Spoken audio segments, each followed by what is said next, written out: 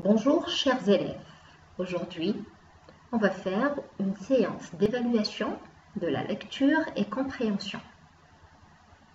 Unité 5, l'environnement, page 166. Il s'agit de lire un texte descriptif. Le cycle de l'eau. C'est le soleil qui fournit l'énergie permettant au cycle de l'eau de fonctionner. Sous l'effet de la chaleur, l'eau de la mer, des océans, des lacs, des cours d'eau s'évapore dans l'air et devient la vapeur d'eau qui se condense en gouttelettes d'eau. Des milliers de gouttelettes forment un nuage. Lorsqu'elles deviennent trop lourdes, elles s'assemblent et forment des gouttes d'eau qui tombent, c'est la pluie. S'il fait très froid dans le ciel, ces gouttes peuvent geler. Il tombe alors de la neige ou de la grêle. L'eau de la pluie ou de la fonte de neige ruisselle sur le sol pour former des rivières et des fleuves. Elle peut s'infiltrer dans le sol et le sous-sol et donner naissance à une source. Les fleuves se jettent dans la mer ou les océans, l'eau s'évapore de nouveau et tout recommence. C'est le cycle de l'eau. D'après l'encyclopédie, je découvre. Donc, lors de la lecture, il faut bien articuler et faire attention à la ponctuation. On passe maintenant à la deuxième question. On lit la consigne. Je cherche le sens des expressions suivantes dans mon dictionnaire. On a déjà vu auparavant comment chercher les mots dans un dictionnaire. Alors, le mot fournir, c'est un verbe de deuxième groupe qui signifie produire. L'énergie, c'est un nom féminin, c'est la capacité d'un corps à produire du travail, à modifier l'état d'autres systèmes. Fonctionner, c'est un verbe de premier groupe, c'est travailler. S'évaporer, c'est un verbe de premier groupe.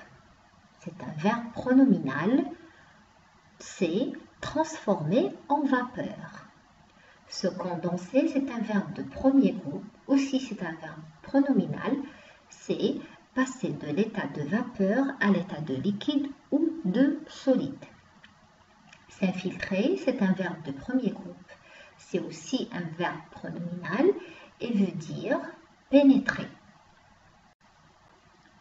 La troisième question.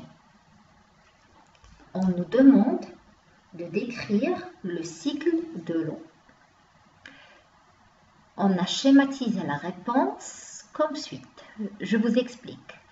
L'eau de la mer s'évapore et donne de la vapeur.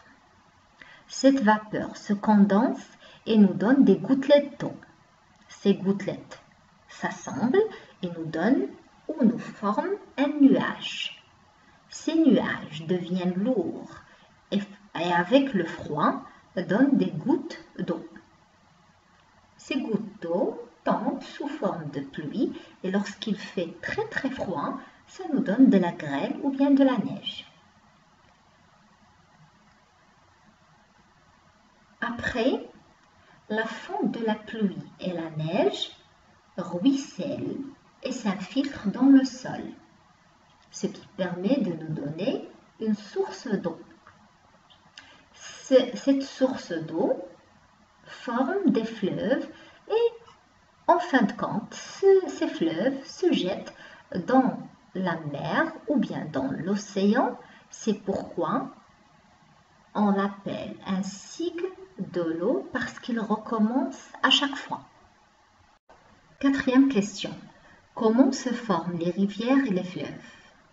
L'eau de la pluie et la fonte de neige ruissellent sur le sol pour former des rivières et des fleuves. Cinquième question. Que deviennent les gouttelettes d'eau quand il fait très froid? Eh bien, comme on l'a vu dans le texte, Quand il fait très froid, les gouttelettes d'eau deviennent des gouttes d'eau, ce qui permet de nous donner de la pluie. Sixième question. L'eau se présente sous trois formes. Lesquelles? Comme on a vu dans le texte, avec la chaleur, l'eau devient la vapeur, c'est-à-dire l'état gazeux. Puis après, avec l'effet de la condensation et le froid, cette vapeur se transforme en gouttelettes d'eau, puis en gouttes d'eau qui nous donnent la pluie. Puis après, avec la température très basse ou avec le froid, cette pluie se transforme en l'état solide et devient de la neige. Septième question. J'entoure les mots qui se trouvent dans le texte. La glace, les hirondelles, le vent, l'énergie, la vapeur, l'air, l'orage, la température, le cycle. Alors, dans le texte, on a l'énergie, la vapeur, l'air, le cycle. Je vous remercie de votre attention. Je vous dis à bientôt.